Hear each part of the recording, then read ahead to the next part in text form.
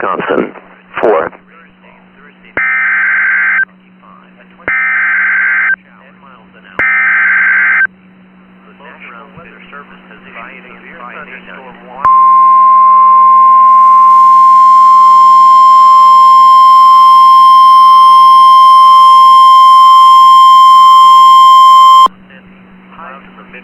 The National Weather Service in the Twin Cities has issued a severe thunderstorm warning for east central Chisago County, Bogue County, until 7 p.m.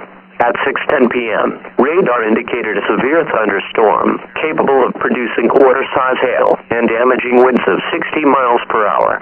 This storm was located near Taylor's Falls, or about 12 miles west of Balsam Lake, and moving northeast at 30 miles per hour.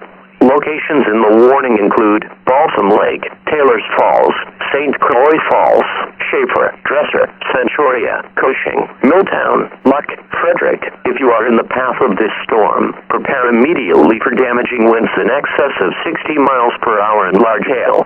Seek shelter now inside a sturdy structure and stay away from windows.